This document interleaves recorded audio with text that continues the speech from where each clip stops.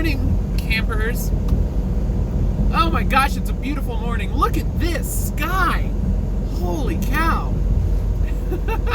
That's fantastic. I love it. I love weather like this. I wasn't a huge fan of the whole Little America turning into a sheet of ice thing that I had to deal with this morning to get out of my parking spot. But I've got to say, nice dry road now, snow on everything, the sun just peeking through an overcast layer of clouds. Ah, this is gorgeous. This is beautiful. Those beautiful rocks on the left all dusted with snow. Ah, I love this. I love this job. I love my job. I love this. I love this weather. Now that the snow is no longer on the road. Once the road is dry, my opinion of this kind of weather dramatically improves. Also, apologies if I tried to lock the camera into focusing on the road. That way, when we got into the sunlight, it wouldn't like focus on the windshield. Because of course, in this kind of weather, there's not really any way to avoid getting some gunk on the windshield. So the camera might be trying to autofocus on that instead. So apologies if that happens. I think I have it focused past the window. Pretty sure I've got it locked in past the window. I guess we'll find out when I review the footage before uploading it. Oh my god, I've been so bad about uploading footage this week. I'm still trying to download Pokemon, and it's still not finished. So that's been taking up a lot of my bandwidth in the truck. So I haven't had any uploads going for the last couple of days. I'm gonna be at my dad's house on Wednesday? Just before Thanksgiving, I'm gonna be at my dad's house, and he's got really good internet, so I'll upload a couple of videos once I get there. So y'all should have content over Thanksgiving weekend. Presumably this video will be part of that. So you can spend your nice long weekend watching fancy pants, high definition videos of the inside of my windshield. I really hope it's focused. I really hope it's focused. I don't know. I have no idea. It is a gorgeous day. It's gonna be a good day, folks. It's gonna be a very good day. We are rolling. We are at 65 miles an hour on mostly dry roads. Shoulder's still kind of icy, but that's fine. We don't need the shoulder to be super clean. We got to be real careful on the on-ramps and off-ramps, though, because those are still slick as well, and traffic will be merging onto the freeway at reduced speeds because of the slick on-ramps. That's something to be very mindful of. It's like, yes, you can drive 65 on this freeway, but the traffic merging in might be merging in at 35. So, you know, got to be paying attention, know how to avoid those conflicts of physics. Very important, very important. I've got a cluster of trucks coming up behind me. That makes me so nervous. I don't like that. There's so many people out here that are just running in these like 5 or 6 truck clusters together. Like they think it makes them, like they think it makes it somehow better traction wise. It's like, no. All it does is it means if one of y'all hits an icy spot, you're all gonna crash. And it's not that they're running together part that bothers me. Like, you know, sure, run together, keep enough separation between y'all that you don't cause a pile up if one of you wrecks. And it's just there's groups of these trucks that are running like bumper to bumper, side by side. Very unsettling. I got caught in one of those in Rock Springs, where I just wound up backing off and letting it resolve itself before I finally passed the slowest truck of the bunch myself. It was a CR England that was only doing about 45, which, you know, it's fine. It was pretty slick still. So that's not a huge deal. Look at you and your big round things. That's a interesting load. I don't even know what those are. Those like my brain is like, oh, those are like water troughs, but I can see gaps in the sides of it, so that can't be some kind of fluid tank. Also, I presume that they would just ship that in multiple pieces. Whatever that is obviously not divisible, or they wouldn't be shipping it like that. I do not know what that is. Let's move left, because you're about to pull out into the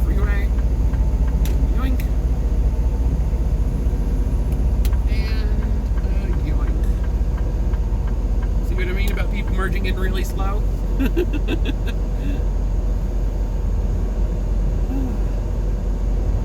We've got 6 hours and 40 minutes on my clock. I think we're going to get like another hour or 90 minutes-ish when I do a 30-minute break. So we've got maybe about 8 hours of driving left to do today. So we can knock out a decent chunk of driving. Like, we should be able to get over 500 miles today, hopefully. And we're currently at 1,888 miles to our delivery. Today being the 22nd. So if we can knock out 500 miles today, that leaves us 500 more miles today. That leaves us 1,300 and, well, let's just round it up, 1,400 miles starting tomorrow. Tomorrow being the 23rd. If we can knock out another 400 miles, then that'll put us at 1,000. Oh, this is gonna be tight. So the 24th we'll need to knock out. Oh, so many miles. So many miles. This is way too tight. I don't like it. I do not like it.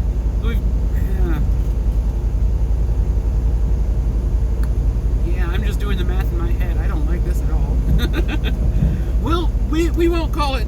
We won't call it until tomorrow, but we might have to get help. We might just I can probably just arrange to blame the weather. Certainly I can blame, I got a DOT inspection last night.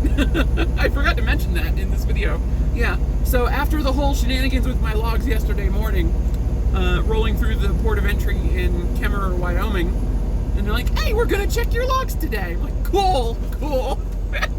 Of course we are. Level 3 DOT inspection, passed, no violations.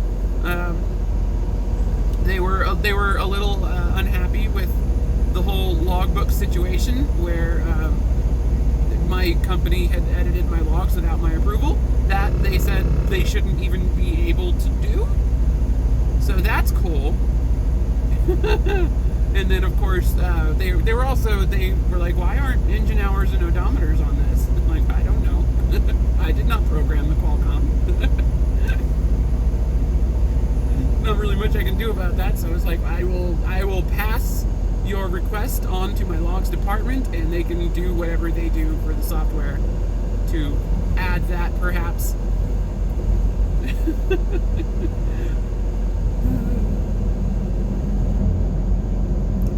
Fun times. Apparently some folks cheat their logs, and it becomes visible in the odometer and engine hours readings on the logbook, which the odometer shouldn't be an issue for me, but the engine hours are of course going to show my overnight idling. So it'll be interesting to see if they try and give me a citation for that somehow. That would be some nonsense. I've got like a placard thing in the it's a laminated sheet that came with the truck that explains how my OptiIdle qualifies for an APU exemption in the states that allow that. So I get the extra 400-pound weight leeway on my drive and steer axles. So that's, I've got that, so I can at least be like, no, this is a thing my truck just does. It runs the engine for an hour or two overnight to keep the truck from dying. So we can probably explain that away. Probably. We'll see. Hello, Quest. You're only doing 57 miles an hour. That is remarkably slow. I might actually have to pass somebody in the video. What the heck? 57 miles an hour. This is one of the rare trucks that I would actually catch and pass at my normal speed, even if I wasn't in a hurry. Fascinating.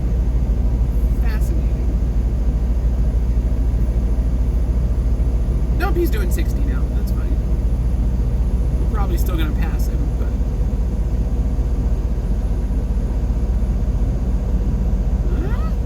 No, 60.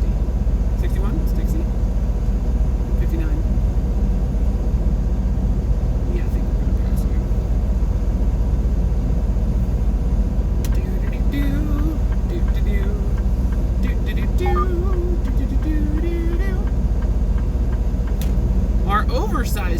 is right in front of him. How did we catch you?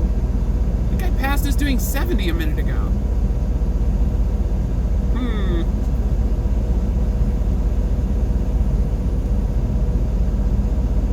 We might have to pass our oversized back. That would be...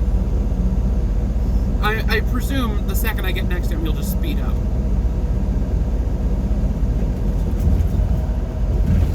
It's like, we're not going uphill right now, so even if that thing, whatever that thing is ridiculously heavy, he shouldn't be going that slow, except by choice, or not paying attention-ness works. Yeah, we're good. Back to the right. Appreciate Quest giving me some room there, because the left side of my lane got a little slick. No, the oversize is going faster again. He's doing 68 now. We might be able to pass him on this hill? I don't know. I don't super want to get back in front of him, but I also am not going to go extra slow just because he's slow on hills and stuff.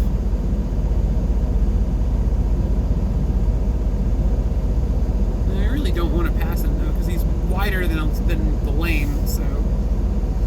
And there's not really any wiggle room on either side of the road for extra passing gap. Yeah, no, I think we'll probably not pass him. Probably not.